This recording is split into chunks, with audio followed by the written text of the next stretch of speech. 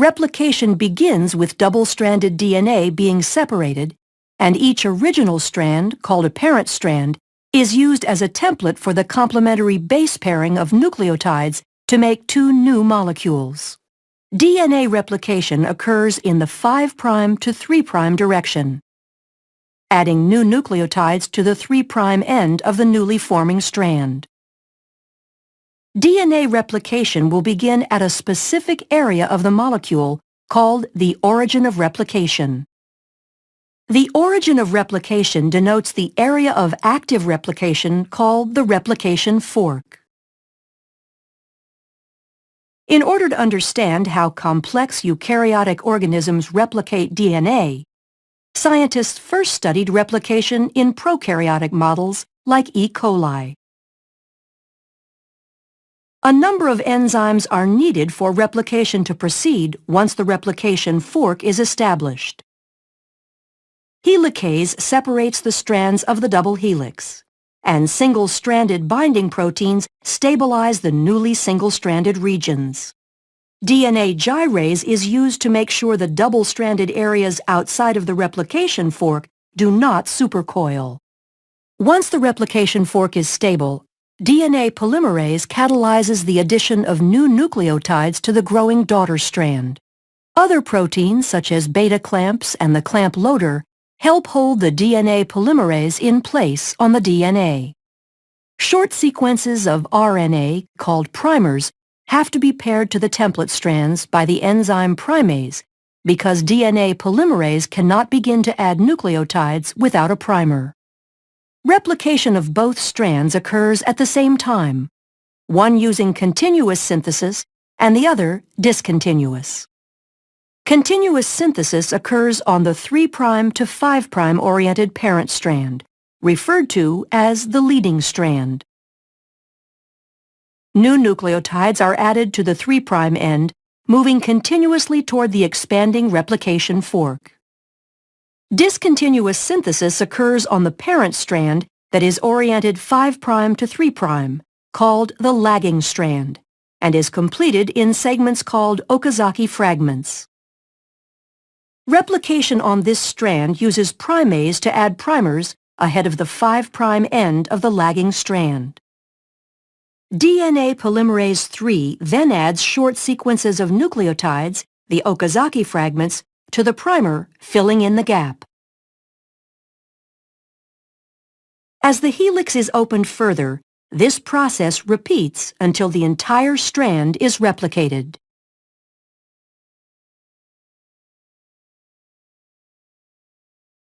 DNA polymerase I replaces the RNA primers with DNA nucleotides, and DNA ligase is used to ensure bonding between the fragments and the replaced nucleotides. Once both the leading and lagging strands have completed their replication, two identical copies of the DNA molecule result. The process of DNA replication allows actively dividing bacterial cells to make sure all daughter cells have the same genetic instructions as the parent cell, allowing them to function in the same manner. Thus, bacterial populations can grow, increasing the number of individuals in a colony. প্রসেসটা এটা সর্বপ্রথম 2006 সালে 2006 সালে Roger D Kornberg নামক একজন scientist এই যে ট্রান্সক্রিপশনের প্রসেসটা সাধারণত ইউক্যারিওটিক সিস্টেমের ভিতরে কিভাবে ঘটে এটার সাধারণত মেকানিজমটা সাধারণত সে এক্সপ্লেইন করে এবং এটা নিয়ে সে ধারণা দেওয়ার কারণে 2006 সালে তাকে কি করা হয় কেমিস্ট্রিতে নোবেল পুরস্কার দেয়া হয়।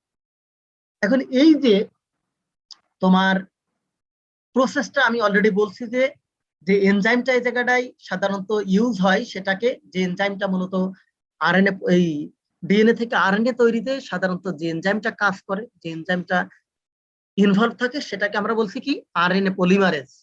এখন এই যে আরএনএ পলিমারেজটাই সাধারণত বিভিন্ন যে স্টেপগুলো থাকে ডিএনএ থেকে আরএনএ তৈরির যে স্টেপগুলো এই স্টেপগুলো সাধারণত রেপ্লিকেশনের মতো তিনটা স্টেপ থাকবে, ইনিশিয়েশন, ইলংগেশন এবং টার্মিনেশন।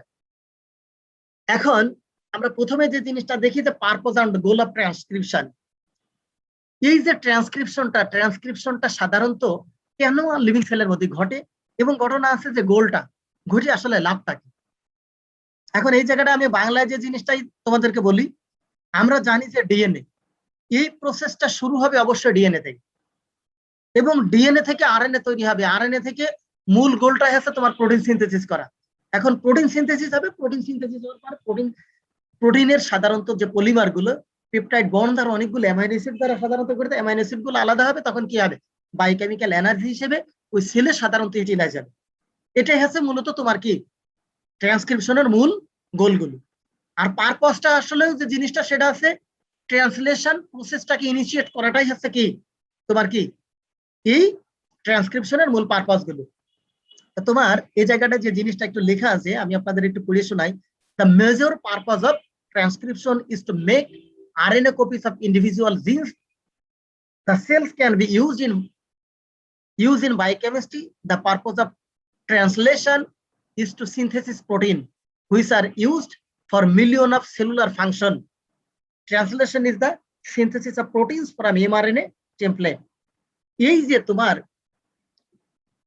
এমআরএনএ থেকে যে ট্রান্সলেশন হবে এই জায়গাটা কি ঘটবে, এমআরএনএ রাইবোজোমের সাথে বাইন্ড করবে, করার পরে তোমার প্রোটিনটা সিনথেসিস হবে। এখন এই যে প্রোটিন সিনথেসিস হওয়ার পরে এই প্রোটিন ভাঙবে, অ্যামিনো অ্যাসিড তৈরি হবে, এই জায়গা থেকে তোমার কি হবে তোমার মিলিয়ন অফ সেলুলার ফাংশন সাধারণত সেলের মধ্যে যেগুলো কন্টিনিউয়াসলি সাধারণত ঘটতেছে, এই সেলুলার ফাংশন গুলো রেগুলেশনের জন্য তোমার কি এই ট্রান্সক্রিপশন প্রসেসটা আসলে ঘটে থাকে।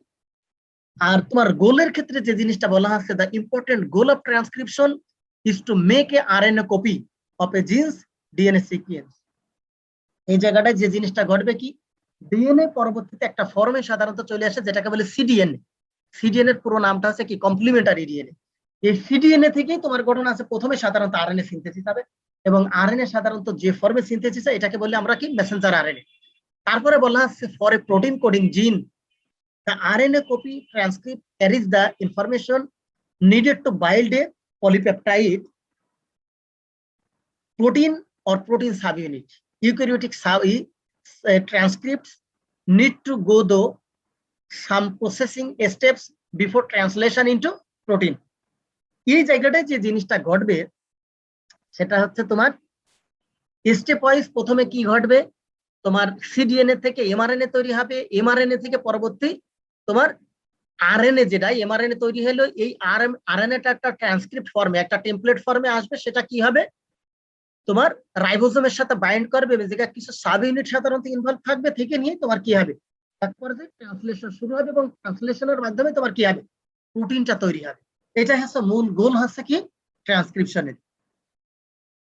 তো তোমরা পারপাস এবং গোল এটা একটু দেখো।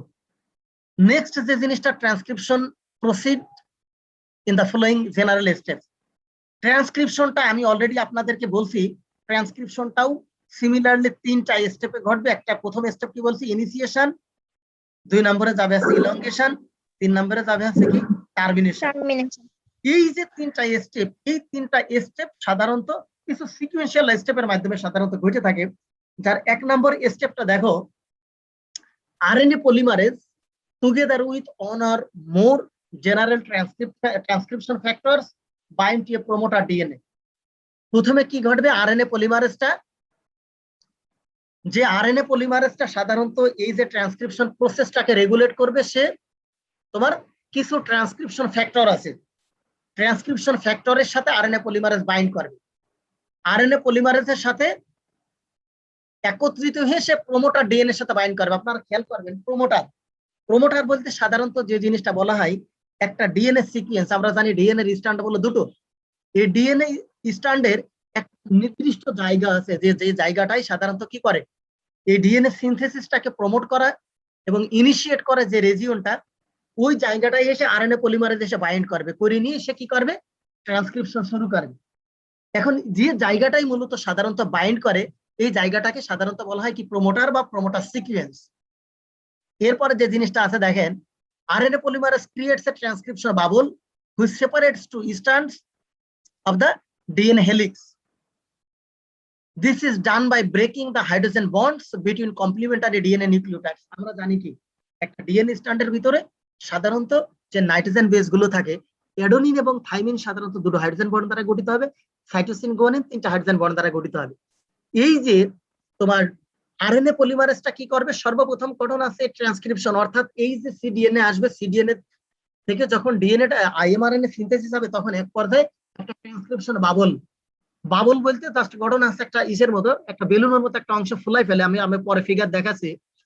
তো ফুলিয়ে ফেলবে, ফেলে যেটাকে বলছে আমরা ট্রান্সক্রিপশন বাবল, এবং পরবর্তী স্টেপে যাইয়ে ডিএনএর হেলিক্সটাকে সাধারণত কি করে ফেলবে, সেপারেট করে ফেলবে, খুলে ফেলবে, এবং সেপারেট করে হাইড্রোজেন বন্ড গুলো, অর্থাৎ দুটো বন্ড এবং তিনটা বন্ড দ্বারা যে নিউক্লিওটাইড গুলো তোমার নাইট্রোজেন বেস গুলো যুক্ত ছিল, এগুলোকে সাধারণত কি করবে, খুলে ফেলবে, ভেঙে ফেলবে।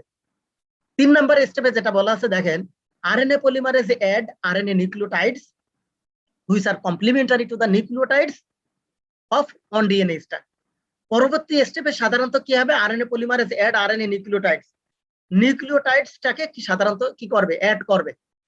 এবং তার পরবর্তী স্টেপে যেটা বলতেছে দেখেন, RNA sugar phosphate backbone forms, এই জায়গাটায় এসে আরএনএ কি করবে, আরএনএ এবং গঠন আছে এই জায়গায় যে 5 কার্বন সুগার রাইবোজ, এবং গঠন আছে ডিঅক্সি রাইবোজ, যে সাধারণত আমরা জানি 5 কার্বন সুগার যেটা থাকে আরএনএ এর সাথে সুগার এবং ফসফেট ব্যাকবোনটা সাধারণত কি হবে, ফর্ম করবে, which assist from RNA polymerase to form a RNA strand.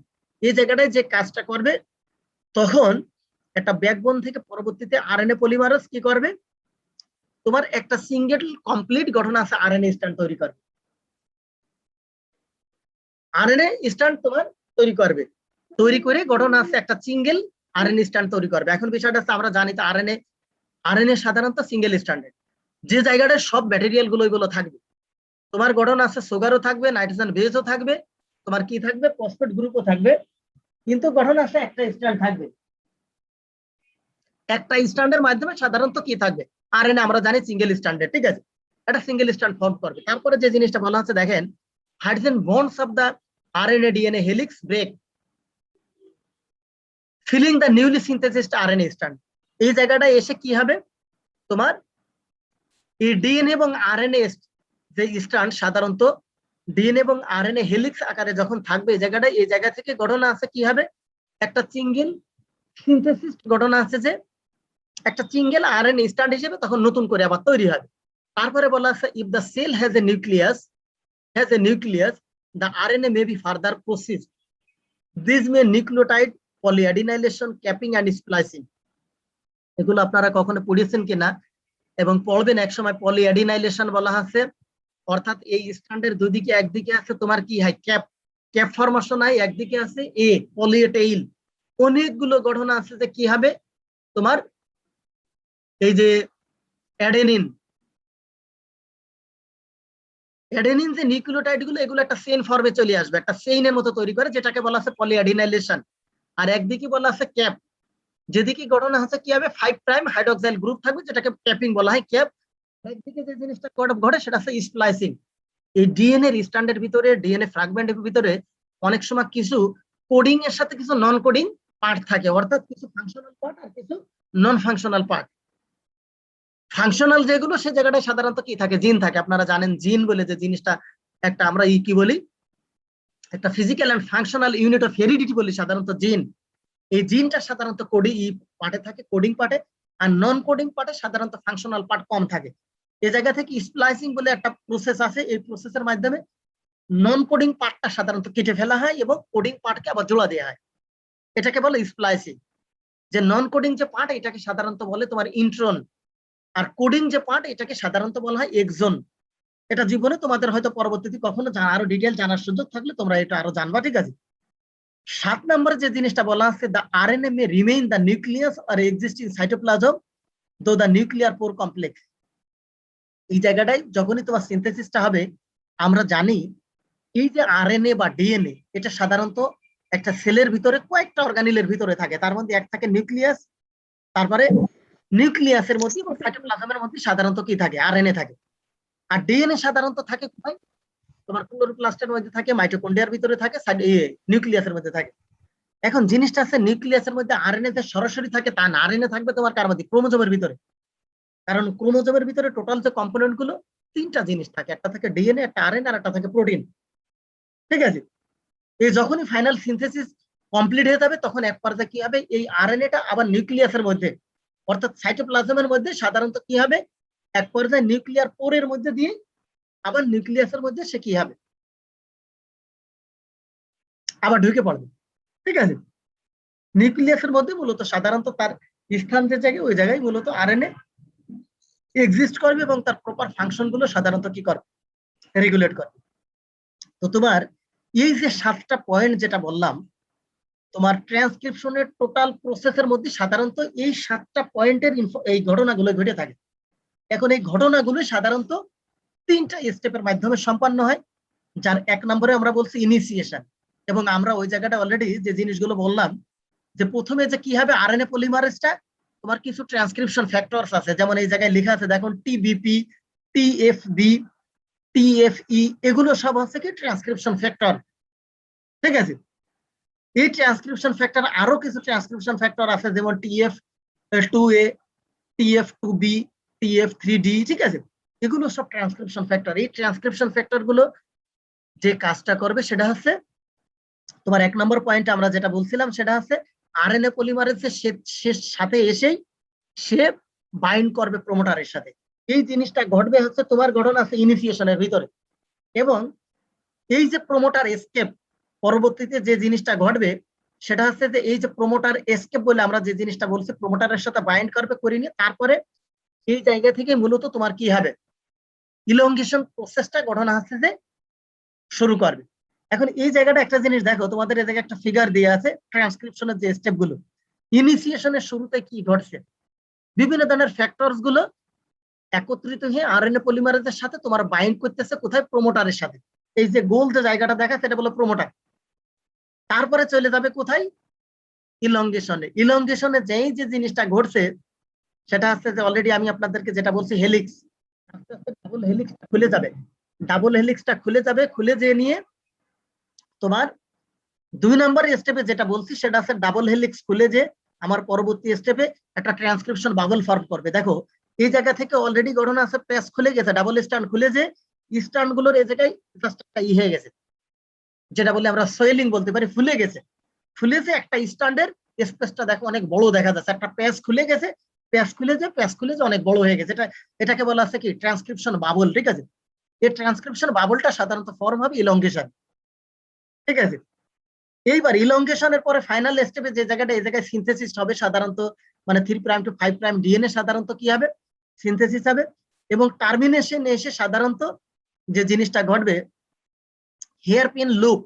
এই জায়গায় একটা জিনিস দেখো, এই জায়গাটায় যে জিনিসটা ঘটবে পরবর্তী স্টেপে, এই টার্মিনেশনের ক্ষেত্রে এই জিনিসটা বলা হয় হেয়ার পিন। অনেক সময় দেখবেন যে অনেক সময় আমরা চুলে যেসব টাইপের ক্লিপ টাইপের, অনেক সময় ক্লিপ টাইপের এই জায়গাটায় দেখো একটা স্ট্যান্ড আলাদা হয়ে গেছে, যাওয়ার পরে এই জায়গাটাই অনেক সময় দেখবেন আমরা এই যে চুলে ক্লিপ টাইপের যেগুলো লাগাই, ভিতরে দেখবেন যে ই টাইপের থাকে, ক্লিপ দাঁত টাইপের থাকে, এবং দুই দিকেরই জাস্ট মাঝখানে তোমার ইগুলো থাকবে নিউক্লিওটাইড, নাইট্রোজেন বেস, সুগার টোগার গুলো এরকম হেয়ার পিনের মতো থাকে। আর এই জায়গা থেকে আরএনএ এর আর একটা যে স্ট্যান্ড ছিল, স্ট্যান্ডটা আলাদা হয়ে যায়। ঠিক আছে, এটা সাধারণত ইলংগেশন স্টেপে সাধারণত ঘটবে। তো হেয়ার পিন দেখো এই জায়গায় লেখা রয়েছে জি সিরিজ রেজিওনে সাধারণত কি ঘটবে, হেয়ার পিন তৈরি হবে, হয়ে নিয়ে আরএনএটা একটা সেপারেট একটা স্ট্যান্ড আকারে তোমার কি হবে, সেপারেট হয়ে যাবে, যে তখন এই যে ট্রান্সক্রিপশন প্রসেসটা সাধারণত থেমে যাবে। ঠিক আছে, কারণ এই জায়গায় মূল যে টার্গেটটা ছিল, মূল টার্গেটে বলো সাধারণত ডিএনএ থেকে কি তৈরি হয়, একটা আরএনএ ট্রান্সক্রিপ্ট, একটা নতুন একটা সিঙ্গেল আরএনএ তৈরি হয়। ঠিক আছে, এই জিনিসটা মূলত তোমার ঘটে আসছে কোথায়, ট্রান্সক্রিপশনের ভিতরে। এরপরে একটা জিনিস আছে তোমাদের এই জায়গায় দেখো, ইনহিবিটরস অফ ট্রান্সক্রিপশন প্রসেস। এই যে ট্রান্সক্রিপশনটা সাধারণত যখন ঘটে, কিছু কিছু তোমার ফ্যাক্টরস আছে এবং কিছু কিছু তোমার কিছু অ্যান্টিবায়োটিক আছে, এবং এমনকি কিছু তোমার বায়োটিক এবায়োটিক কিছু ফ্যাক্টরস আছে, যেগুলো সাধারণত কি করে, এই ট্রান্সক্রিপশন প্রসেসটা যখন ঘটে তখন প্রসেসটাকে ইনহিবিট করে। তার মধ্যে তোমার যেমন কিছু অ্যান্টিবায়োটিক্স আছে, এই জায়গায় দেখো কিছু অ্যান্টিবায়োটিক আছে, কিন্তু কিছু প্যাথোজেনিক ব্যাকটেরিয়া পর্যন্ত আছে, এবং প্যাথোজেনিক ফাঙ্গাস আছে, যেগুলো সাধারণত ইনহিবিট করে থাকে। এখন যে অ্যান্টিবায়োটিক গুলো আছে, অ্যান্টিবায়োটিকের মধ্যে যেমন লেখা আছে দেখো রিফাম্পিসিন। ঠিক আছে, এটা এক ধরনের অ্যান্টিবায়োটিক, যেটা সাধারণত কি করে, তোমার এই ট্রান্সক্রিপশন প্রসেসটাকে ইনহিবিট করে। এটার সাথে কিছু অ্যান্টিফাঙ্গাল আছে, অ্যান্টিফাঙ্গাল কিছু এজেন্ট আছে যেগুলোকে ইনহিবিট করে থাকে। এটার সাথে আরো কিছু, যেমন হিস্টোন মিথাইলেশন। ঠিক আছে, হিস্টোন কিছু হিস্টোন মিথাইলেশনটাও সাধারণত তোমার ট্রান্সক্রিপশন প্রসেসটাকে আপনার ইনহিবিট করে থাকে। আপনারা এই জায়গা থেকে ট্রান্সক্রিপশনের কিছু ফ্যাক্টরস হিসেবে জাস্ট দুটো তিনটে নাম, যেমন কিছু অ্যান্টিবায়োটিক্স আছে, কিছু প্যাথোজেনিক ব্যাকটেরিয়া আছে, প্যাথোজেনিক ফাঙ্গাল আছে, অ্যান্টিফাঙ্গাল এজেন্ট আছে, যেগুলো এটার সাথে স্পেসিফিক যেমন ব্যাকটেরি মানে আছে, অ্যান্টিবায়োটিক আছে যেটাকে বলছে রিপাম্পিসিন, ঠিক আছে। সাথে এক হচ্ছে যে তোমার আর কি আছে, যেমন এক হচ্ছে এই জায়গাটায় তোমার কিছু অ্যান্টিফাঙ্গাল ইনহিবিটরস আছে। ফাইনালি বলছি যেমন হিস্টোন মিথাইলেশন, এগুলো সাধারণত তোমার কি করে থাকে, ইনহিবিট করে থাকে। জাস্ট এগুলোর নাম যদি আপনাদের পরীক্ষা 1 মার্কের দিই, write down the inhibitors of কি, write down the inhibitors that inhibits the transcription process. Just আপনার 4-5টা নাম একটু লিখে দিয়ে এই জায়গা থেকে। এরপরে যে জিনিসটা দেখেন সেটা হচ্ছে আপনার রিভার্স ট্রান্সক্রিপশন। আমরা অলরেডি আলোচনা করছি রিভার্স ট্রান্সক্রিপশন বলে যে প্রসেসটা আপনাদের কিসের ক্ষেত্রে, যখন আমরা সেন্ট্রাল ডগমা আলোচনা করছিলাম, অর্থাৎ নর্মালি ঘটার কথা ডিএনএ থেকে নতুন ডিএনএ তৈরি হবে, যেটাকে বলছে আমরা রেপ্লিকেশন, যে জায়গাটা এনজাইমটা সাধারণত ডিএনএ পলিমারেজ এবং তার সাথে আরো কিছু এনজাইম আছে ইনভলভ থাকে, এবং ডিএনএ থেকে সাধারণত তৈরি হওয়ার কথা আছে আরএনএ, যেটাকে আমরা যেটা বলছি কি ট্রান্সক্রিপশন। আরএনএ পলিমারেজ সাধারণত এই প্রসেসটা রেগুলেট করে থাকে। কিন্তু অনেক সময় ঘটে যে ডিএনএ থেকে আরএনএ তৈরি হয়েছে, এখন আরএনএ থেকে তো নর্মালি তৈরি হওয়ার কথা বলে প্রোটিন, যেটাকে বলছি আমরা ট্রান্সলেশন। কিন্তু কিছু কিছু কারণে কিছু কিছু মাইক্রো অর্গানিজমের ভিতরে তোমার একটা এনজাইম থাকে যেটাকে বলা হয় রিভার্স ট্রান্সক্রিপ্টেজ। এই দেখে এই জায়গায় লেখা আছে, দেখবেন রিভার্স ট্রান্সক্রিপ্টেজ। এই রিভার্স ট্রান্সক্রিপ্টেজ তার মূল কাজই হচ্ছে এই যে সেলুলার প্রসেস, যেটা সেল ডিভিশন বলেন, সেল সাইকেল বলেন, এই সেন্ট্রাল ডগমার মেকানিজমটাকে অ্যাডভার্সলি গঠন আছে কি করা, অ্যাডভার্সলি এটাকে শিফট করা। অর্থাৎ যখন আরএনএ থেকে প্রোটিন তৈরি হওয়ার কথা ছিল, তখন তোমার একটা এনজাইম আছে তার নাম বলছে রিভার্স ট্রান্সক্রিপ্টেজ। এই এনজাইম গুলো যেমন তোমার রিট্রো ভাইরাস বলো, এইচআইভি ভাইরাস বলো, এই ধরনের কিছু আরএনএ ভাইরাসের ভিতরে সাধারণত এই এনজাইমটা থাকে। এই এনজাইমটা যে কাজটা করে সেটা হচ্ছে রিভার্সলি ট্রান্সফার দা প্রসেস। অর্থাৎ ট্রান্সক্রিপশন থেকে প্রোটিন তৈরি হতে না দিয়ে সে কি করে, তোমার এমআরএনএ থেকে আবার প্রোটিন দিকে কি করে, এটাকে ট্রান্সফার করে দেয়। এই প্রসেসটাকে আমরা সাধারণত আমরা বলি কি রিভার্স ট্রান্সক্রিপশন। এখন রিভার্স ট্রান্সক্রিপশন হওয়া মানে কি হবে, তোমার সেলুলার প্রসেসটা কমপ্লিটলি হবে না। এখন কমপ্লিটলি যে হবে না, না হলে কি হবে, তোমার অ্যাপপ্টোসিস হবে না, সেল ডিভিশনটা, সেল সাইকেলটা, সেন্ট্রাল ডগমার রিঅ্যাকশনটা কমপ্লিটলি হবে না। সেক্ষেত্রে কি হবে, ওভার মাইটোসিস হবে। মাইটোসিস সেল ডিভিশনটা যদি এক্সেস হয় তাহলে কি হবে, অ্যাবনর্মাল সেল গ্রোথ হবে। যদি মাসেলে হয় তাহলে কি হবে, টিউমার ফরমেশন হবে। আর যদি লিকুইড ফ্লুইড কানেক্টিভ টিস্যুতে হয় তাহলে কি লিউকোমিয়ার মতো সাধারণত কি হবে, নেট শেপ তোমার অ্যাবনর্মাল সেল গ্রোথ হবে, যেগুলোকে আমরা সাধারণত বিভিন্ন ধরনের জেনেটিক ডিসঅর্ডার বা ডিজিজ বলে থাকি, ক্যান্সার ম্যান্সার থেকে শুরু করে এই ধরনের বিভিন্ন ইগুলো ইমিউনি ডেফিসিয়েন্সি যেসব সিনড্রোম গুলো বলে থাকি।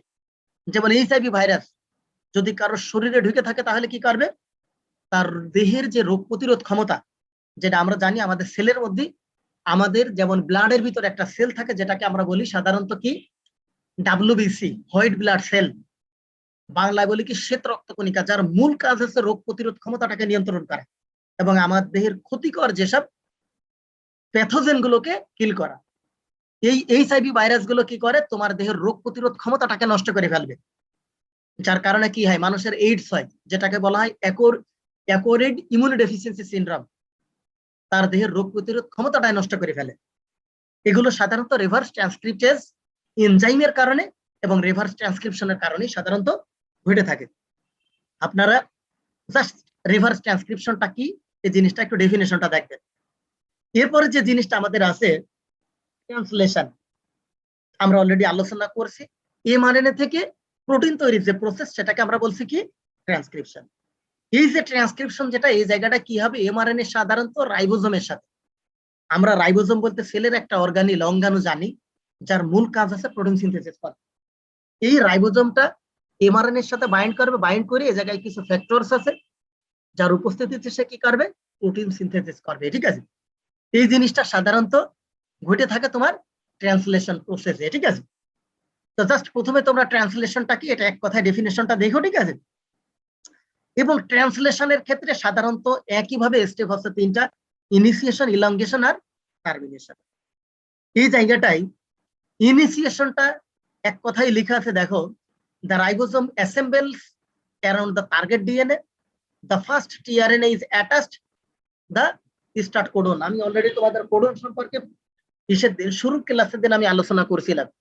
এই জায়গাটায় কি ঘটবে, এমআরএনএটা কি হবে পরবর্তীতে, এমআরএনএটা এক পর্যায়ে গঠন আছে টিআরএনএ ফর্মে, ট্রান্সফার আরএনএ ফর্মে এটাকে কনভার্ট হবে, হওয়ার পরে এই টিআরএনএটা স্টার্ট কোডন বলে সাধারণত তিনটা অ্যামাইনো অ্যাসিড এবং তিনটা গঠন আছে দ্বারা গঠিত হয়। তোমার নাইট্রোজেনিয়াস বেস আছে যেটা AUG, তোমরা খেয়াল রাখো।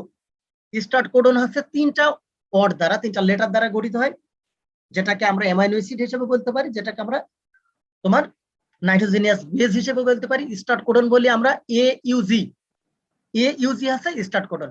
এই টিআরএনএটা ইনিশিয়েশন স্টেপে ফার্স্ট স্টার্ট কোডনের সাথে বাইন্ড করবে, করে নিয়ে কি করবে, এই যে ট্রান্সক্রিপশন প্রসেস, এই ট্রান্সলেশন প্রসেসটাকে ফার্স্ট ইনিশিয়েট করবে।